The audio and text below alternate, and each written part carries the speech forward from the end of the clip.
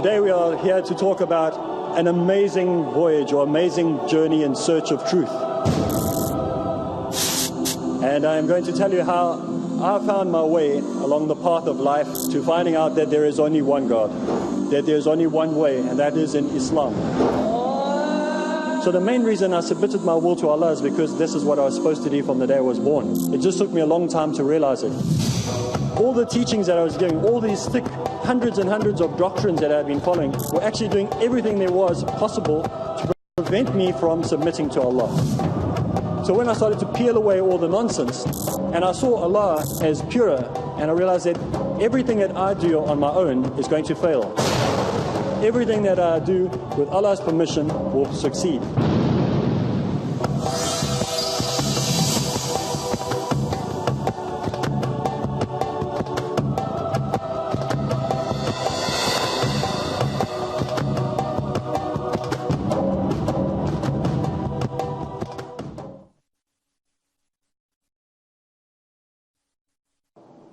As soon as I finished school, I decided I wanted to study theology. I wanted to study everything there is to know about the Bible and God. And so I started doing courses. I started studying at different institutions. At Durban Bible College and many other colleges. I did correspondence courses, intern classes. I did everything you could imagine to study as much as possible. And for 12 years, that's what I did. I studied most of the time. That's all I did was study. And I studied the Bible backwards and forwards, and I studied in different places in the States and Denmark and many other places. I studied as much as I could. And I thought I knew it all. I thought I had it all. This is now exactly what I had. I knew everything there was to know about Christianity. There's no one who was going to stop me. If I saw a Hindu, I'd go up to him, and I was convinced that I could convert him to Christianity within a few minutes. When I walked up to a Buddhist, I knew within a few minutes I could convert him to Christianity. If I walked up to a Satanist, I knew that I could convince him to become a Christian. That's what I had. But there was one group of people that I had a major, major problem with. And that were these people that I used to call ninjas back then. They used to have these funny outfits that they used to wear, and the woman used to, all you could see was their eyes, and I thought, these guys are oppressed. They know nothing about anything. They live in fear and terror the whole time. If I could just get through to these guys. And so I started to study a little bit about the religion. So the best person, the most knowledgeable person I knew was a man by the name of Gilchrist.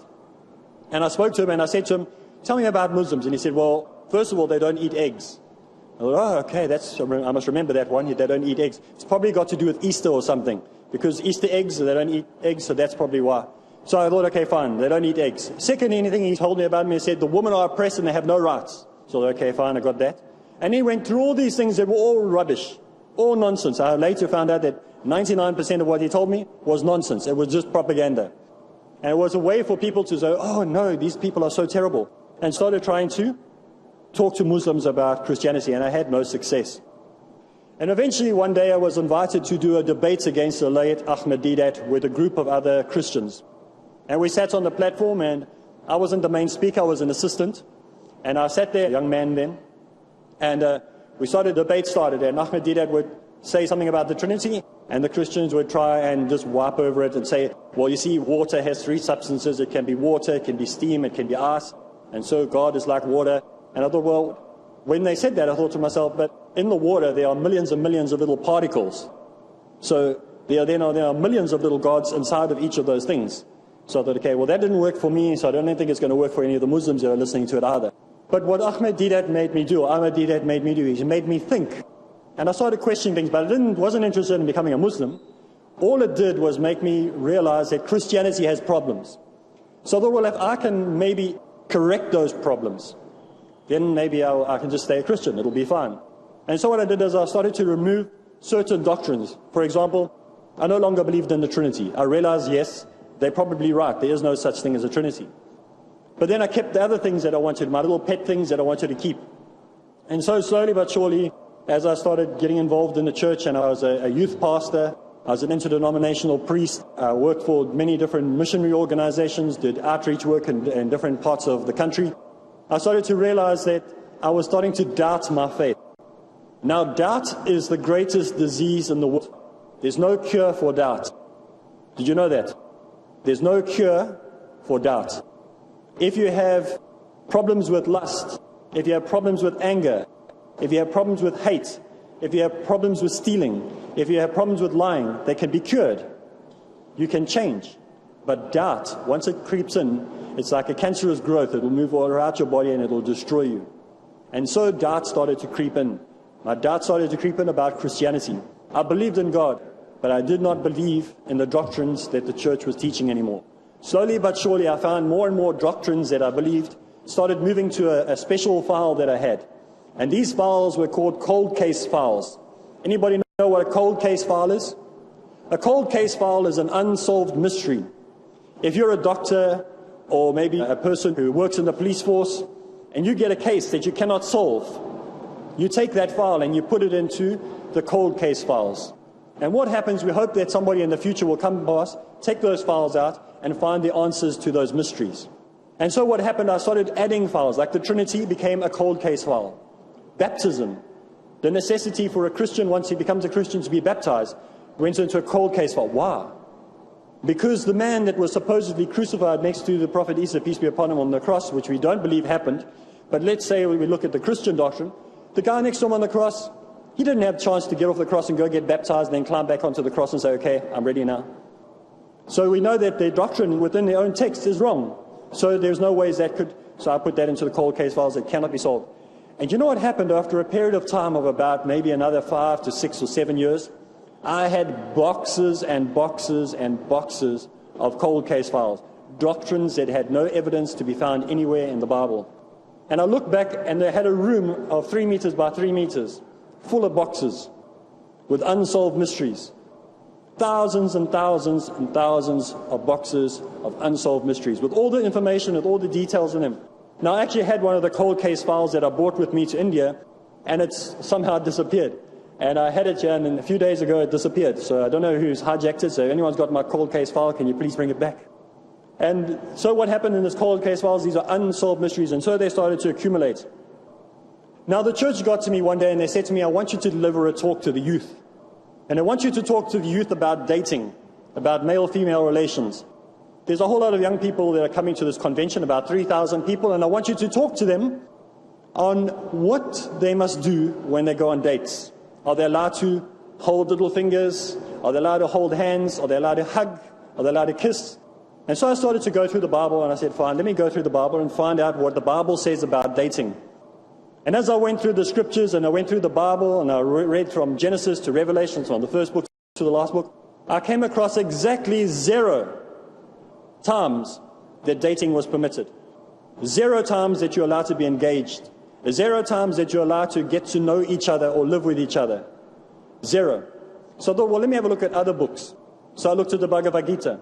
I looked at some of the Vedas. I looked at Buddhism. I looked at Shintoism and other religions like that. I couldn't find any of them that had anything to do with dating. So when I sat in my study and I was going through all these papers, I thought, well, there's one book I haven't checked out yet. And that's the book of the ninjas. And at the bottom of my bookcase, there was a big white Bible, a white Bible. You know the ones, the Ahmed Deedat style ones, those big thick ones? I thought, this is a big Bible. So I picked it up and I thought, okay, this is not a Bible, it's actually a Quran, because it looked like, you know, one of those big old-fashioned Catholic Bibles. They have these big ones. And I opened this thing, and it was still in its plastic.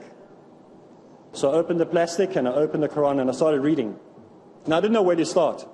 So what I did is I looked to the index, and I looked at male-female relations. There wasn't anything like that. So I looked at male, and I started reading all the verses to do with men. And then I looked at female, and all the verses to do with females. And I found that this was exactly what I had been thinking of as far back as possible. This is what I wanted as a role model to how society should be. And so what I did is I started to write notes. But I didn't write notes from what the Quran had told me. I took the ideas from the Quran and wrote my own notes. And I stood up that day when I had all these young people, and I had my notes, quite a lot of notes, not like today. I had a big thick pack of notes because it was a 2-hour conference or so. And all the young people were sitting like you are sitting here today. And there were boys and girls next to each other, and they were hugging, and they were talking in each other's ears, and they were punching each other, the boys, and the girls were laughing and giggling. You know how they carry on with mixed crowds? And for some reason, I looked down and I said, I want all the boys to come to the front and all the girls to go to the back. And they looked at me like, you're crazy. And they thought, what is wrong with this guy? I said, no, just do me a favor. And they were moaning and they were complaining. You could see they didn't want to do it. They were like, this is my girlfriend. I just met her. And they're trying to act all cool. And eventually they moved. And I don't know, at that point, if I think back, I don't know why I did that. I have no clue. There was nothing in my mind that said, I'm going to do this to try and prove a point. It just was something natural that took place. And when I separated them, I realized how many times I'd stood in the church and I'd preached from the same, like I'm preaching now. And I'd look down, and in the front row were all the young girls. And they had their Bibles on their lap, or they had their Bible on the floor, or they had their Bible next to them, no respect for it. And I would look at them and I would be trying to think of my sermon, but always thinking about it as those half-naked girls in the front. And I realized that's why the Muslims do it. That's why they do it, to keep yourself pure. It's almost a selfish deed because you don't want to defile yourself. And so what you do is we have a separation to prevent us from committing something that would be seen as a sin. And so I realized that day to separate them. And they weren't happy with this. And the boys sat there and the girls sat there, and I started opening my mouth. And as I opened my mouth to talk, the first words out of my mouth were probably, many people have said I was possessed by a devil. The Christians say I was possessed by a devil. The other people say this was Allah opening up a veil for you, allowing you to see. And the first words out of my mouth after separating was, Christianity has nothing to offer Islam, and Islam has everything to offer Christianity. Whoa, I couldn't believe I just said that. And so I tried to backtrack. I tried to say, what I mean to say by that is, if you go to Mecca today and you hear the call to prayer, when the call to prayer comes, people leave everything and they go. I thought, oh, I'm getting worse. It's making it worse. I'm trying to tell people how to deal with situations. I'm actually making it worse. I'm telling people more about how good Islam is. And so it kept going. It just kept flowing. I kept comparing one thing to the other, how we respect our elders, how we submit ourselves in prayer 5 times a day. Want to make sure that we clean and we present ourselves good and clean to other human beings, that we live as a good example. And I tried to compare that to Christianity, and I found that was lacking in almost every area. Then I thought, okay, I'm losing this battle here. I'm going to be in big trouble at the end of this. Let me try this. I said, well, let's consider the Prophet Jesus. So I didn't say the Prophet Jesus then. I said, look at the model of Jesus Christ. What did he look like? Did he have a pair of baggies on and a T-shirt and a hang ten cap on? Or what did he look like? And they said, well, he had a beard. And I said, what else? And he said, he wore robes. And I said, what else? They said, he prayed a lot. What else? He was always clean. What else? And so what I found out is, the more I asked, the more I realized that Muslims emulate the Prophet Isa, peace be upon him, way more than Christians ever did.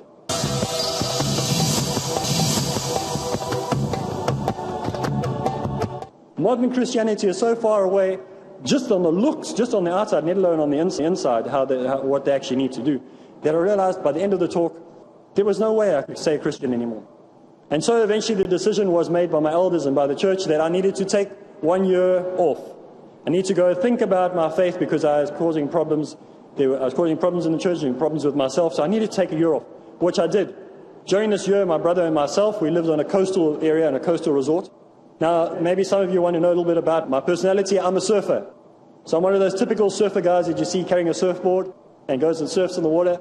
I enjoy surfing, I enjoy horse riding, I enjoy fencing, I enjoy those types of sports, but they must be balanced. Obviously, I don't do that all the time when time allows it, which is these days once a month. And so when we were at this coastal resort, my brother had a fixation. He loved animals, he loved fish, he loved plants, he loved any natural or anything about nature. And so we used to do a daily or a monthly pilgrimage to the city. And when we went to the city, we would go buy fish food and animal food and dog food and whatever food that he needed to feed his animals that he had. And we went to this one pet shop, and every time we went into this pet shop during this year, this woman would look at me and she'd say, welcome, and we would buy the things, and he'd be looking around, and I'd be standing there bored looking at one of the books there, paging through one of the books. And then she'd say to me, you know what? And I'd say, what? She said, God is one.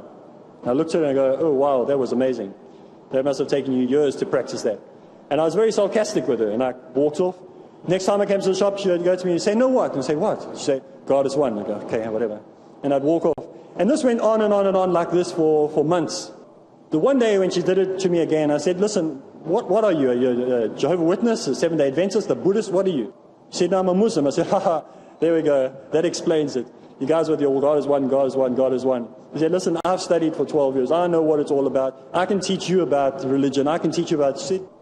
All I wanted to tell you is God is one. That's all I'm telling you. So I was so angry with her that my brother and myself, we walked out the shop and I was storming. I was angry and I thought, now I'm going to go sort these people out once and for all. I'm going to go to that Islamic Propagation Center in South Africa where I'm from. And I'm going to tell that Ahmed Deedat a thing or two. I'm going to show him the verses in the Bible that oppose many of the things that he's teaching. So I went there, and as I got to the office, and I got to the lift, and I got to the fourth floor where the building is, I got there, and as I was on the reception, there was a woman there, and she said to me, Assalamu alaikum. I thought, what, who? I don't know what she was saying. I said, no, I've actually come to see Mr. Deedat. She said, Mr. Deedat's not here anymore. This was 2002. He's very ill at the moment. But if you'd like to see someone else, we can introduce you to another man. I said, okay, I'll see him. I don't mind anybody.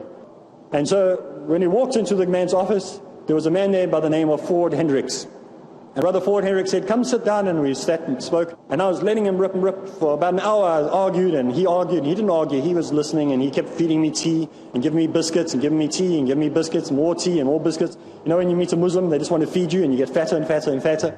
I thought, wow, I'm going to come back to this place again just for the biscuits and the tea. And so this man just kept doing dawah, and he just kept telling me. And he got to a point in the talk where he just kept arguing. Next minute, I looked for my brother, and he had disappeared. So I thought, okay, he's gone to the bathroom again because they're giving us so much tea and so many biscuits.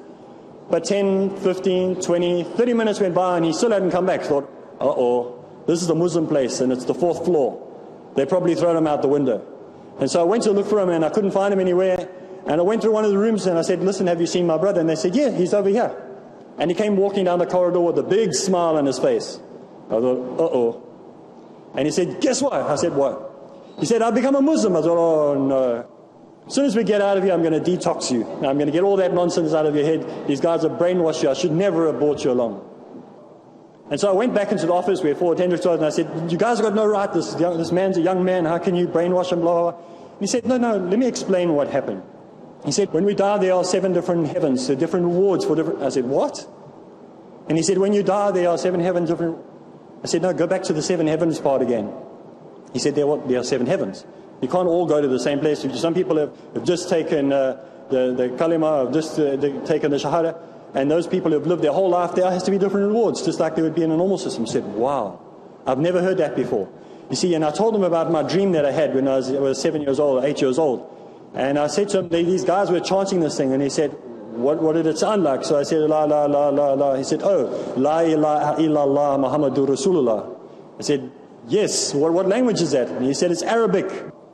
No. And that was a convincing. I didn't want a sign, or I didn't want wonders, but that was enough to convince me that there's a further investigation that needs to take place in this religion.